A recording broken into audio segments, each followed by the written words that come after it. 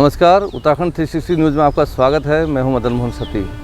आज हमारे साथ समाज सेवी और पूर्व कारोबारी नीरा ग्रोवर जी हैं। आज इनसे विस्तार से जानेंगे कि ये किन किन क्षेत्रों में अभी काम कर रही हैं और ख़ासकर ये जो छोटी बच्चियां हैं उनको फीस जमा करने में या फिर डोमेस्टिक हेल्प बनने से रोकने के लिए ज़्यादातर काम करती हैं। नीरा जी, आपका स्वागत है। नमस्कार। तो आप पहले कारोबारी थी जी। फिर आपके मन में ये कैसे आया कि अब लड़कियों के लिए जो लड़कियां बीच में स्कूल छोड़ देती हैं, अब उनको स्कूल पढ़ने के लिए प्रेरित करना है या बढ़ावा देना है, या फिर ऐसी बच्चियां जो डोमेस्टिक हेल्प के रूप में काम करने लगती कम एज में, उनको डोमेस्टिक हेल्प पर बनाने से रोकने के लिए जो आप काम करती हैं जी, वो कैसे आपके मन में विचार आया?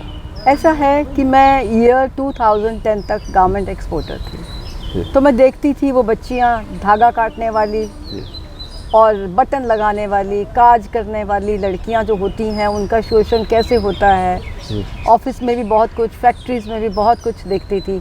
तो मेरे मन में हमेशा एक थॉट रहता था कि इनका शोषण ना हो, ये आगे कुछ पढ़ सकें, ये कुछ बन सकें, हमेशा किसी के रुआब में, किसी के प्रेशर में नहीं रहें। तो मेरे दिमाग में एक बात आया, कारोबार तो हमने गारमेंट एक्सपोर्ट तो बंद कर दिया, फिर मेरे दिमाग में हमेशा एक रहता था कि इनका उठाना है ये बच्चियों को। वो लेडीज़ जो मेरे धागे काटती थी, छोटा मोटा काम करती थी, वो तो एजेड हो गई थी, मगर उनकी जो बच्चियां थी 10 साल 12 साल और छोटी, तो उनका हमने सोचा कुछ न्यू बॉर्न, कुछ I am not talking about the age gaps and all, 4 5 6 कुछ भी, तो हमने सोचा कि उनके लिए कुछ किया जाए। जी। तो बहुत सारे बच्चों को आपने स्कूलों में भी एडमिशन दिलवाया? हाँ, तो हमने सोचा कि जो लड़की 5-6 साल की हो गई है, उसकी माँ तो काम को जाती है, तो वो बच्ची घर में इधर उधर घूमती है, तो since she is loitering around, तो उसको किसी अच्छी शिक्षा की कोशिश की जाए। तो फिर मैंने आसपास के जो स्कूल्स में या कुछ लेडीज़ हैं जो कि पढ़ाती हैं बच्चों को, ये झुग्गी झोपड़ी के बच्चों को पढ़ाती हैं, उनसे कांटेक्ट किया, तो उन बच्चियों को उधर डाला गया, स्कूल में डाला गया। अच्छा, आपके जंगपुरा एक्सटेंशन के इलाके में बहुत जो कंस्ट्रक्शन चलता है, कंस्ट्रक्शन मजदूरों के बच्चों को भी जी आप मदद देती हैं? हाँ, उनको मदद ऐसा होता है कि कुछ लेडीज़ को मैं तैयार किया हुआ है कि जाके उनको बुला के, ताकि वो इधर उधर गर्मी में ना भटकें या गलत रास्ते पे ना चल जाएं, उनको थोड़ा पढ़ाया जाए। जी। एक बेसमेंट है जहाँ की लड़कियों को पढ़ाया जाता है। जी। तो उसमें आप पैसे का योगदान भी देती हैं? जी, मैं अकेली ही नहीं, और लेडीज़ और औरतें भी जुड़ी हुई हैं जिसमें कि जो हम कुछ कंट्रीब्यूट करते हैं, एक limited sum, means I know quite a lot of ladies who like to do all this kind of social work, तो हम लोग इकट्ठा करते हैं, तो उस कंट्रीब्यूशन से उनकी फ़ी दी जाती है, उनको यूनिफॉर्म सॉर्ट ऑफ दिए जाते हैं, प्रॉपर कपड़े क्लोथिंग दिए जाते हैं, और थोड़ा छोटा मोटा खाना दिया जाता है, फलाहार दिया जाता है जी, ताकि उनको मतलब पुष्टाहार मिल सके, अच्छा भोजन, ताकि आहार भी मिल सके, वो इधर उधर भटके भी नहीं, गलत राहों पर ना चलें या कोई चला दे उनको, और एक उनका कुछ भविष्य बन सके। जी। अच्छा, जो डोमेस्टिक हेल्प बन जाती हैं कई बच्चियाँ स्कूल छोड़ के 8th के बाद, जी 6th के बाद या 9th के बाद, तो उनमें से कई बच्चों को आपने स्कूल भेजने की कोशिश की? जी, जो क्लास 8 क्लास 9 के बाद पढ़ाई छोड़ देती हैं, उनके लिए हमने एक अलग संस्था यहाँ कुछ लेडीज़ ने मिलके की हुई है, उनको और झुग्गी झोपड़ी की आसपास की निज़ामुद्दीन हो गया, दूसरी बस्तियाँ हो गई, लाजपत नगर, जल विहार हो गया, वहाँ की बच्चियों को इकट्ठा करते हैं और उनको फिर पढ़ाते हैं। अच्छा, जब हम आपके बारे में चर्चा कर रहे थे तो कुछ लोगों ने बताया कि आप मेडिकल में भी गरीब बच्चों को या महिलाओं को हेल्प देती हैं।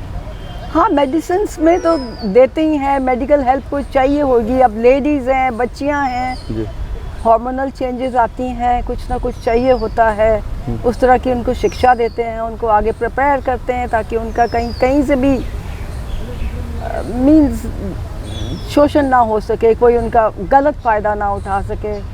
उनको जो थोड़ी बहुत ही दवाई चाहिए होती है उसको अरेंज करते हैं, ताकि एक सुधार हो समाज में और गलतियां ना हो।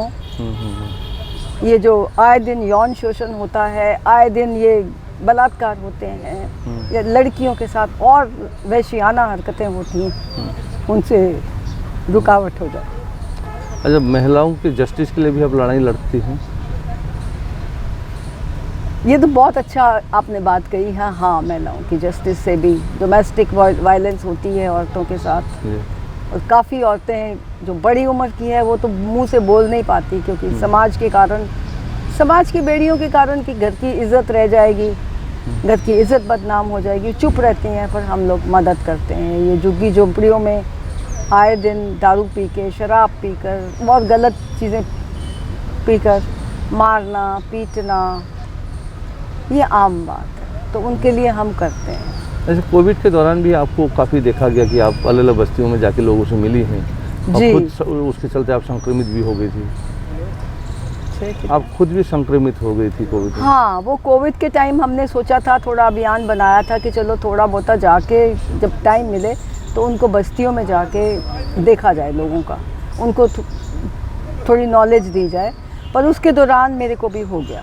जी। I also got infected. जी। आप फिर से एक बार अपने सोशल काम में जुड़ गई हैं। हाँ, वो सोशल काम तो है, वो तो मेरा काम ही है। जी जी जी। तो आपको डर वर नहीं लगता कभी? नहीं, इसमें डर की कोई बात नहीं है। डर की क्या बात है? अब एक करियर छोड़ दिया तो फिर भलाई तो करनी है, समाज की भलाई से ऊपर कुछ नहीं है। ये बात तो बिल्कुल सही है जी। अच्छा, अब कई बार क्या होता है कि हम देखते हैं कि अलग अलग इलाकों में, जहाँ पर झुग्गी झोपड़ी वाले इलाके हैं या दूसरे इलाके हैं, वहाँ पर अगर 3-4 बच्चे हों तो वो एक माँ बाप का प्रेफरेंस रहता है कि अगर उनका लड़का है तो उसको स्कूल भेज देते हैं, लड़की को नहीं भेजते हैं। तो ऐसे बच्चों की फीस जमा करने में भी आपकी संस्था मदद करती है? बिल्कुल मदद करती है जी। बच्चियों को डिप्राइव करना, ये तो हमारा स्पेशल है कि लड़कियों के साथ ये इनजस्टिस क्यों होती है। जी। जब लड़का एक जा सकता है तो लड़की क्यों नहीं पढ़ेगी? लाइक अगर नहीं पढ़ेगी तो वो क्या बनेगी? डोमेस्टिक हेल्प बनेगी। जी। और डोमेस्टिक हेल्प में कुछ भी नहीं है, ना उसका फ्यूचर होगा ना कुछ होगा, और हमारे देश का क्या बनेगा। सही बात है। जी। अच्छा, कोविड के दौरान कई बार आपको ये जो रेहड़ी वाले हैं और या फिर हठेला लगाने वाले हैं, इनकी भी मदद करते हुए देखा गया। तो आप फिर इतना फंड कैसे जुटाती हैं? फंड कहाँ से आता है? फंड्स देखिए, रेजिडेंस जंगपुरा एक्सटेंशन के लोग, निज़ामुद्दीन के लोग, हमारे जो कॉन्टैक्ट्स हैं, ब्यूरोक्रेट्स हैं, कुछ का काफ़ी, I mean, very rich people in Jangpura. Of course, they give a limited sum. Even we donate. Ji. Donations हो जाती है। जो आपने मतलब पिछले दिनों कारोबार से कमाया, उसका कुछ हिस्सा आप दान कर देती है? बिल्कुल।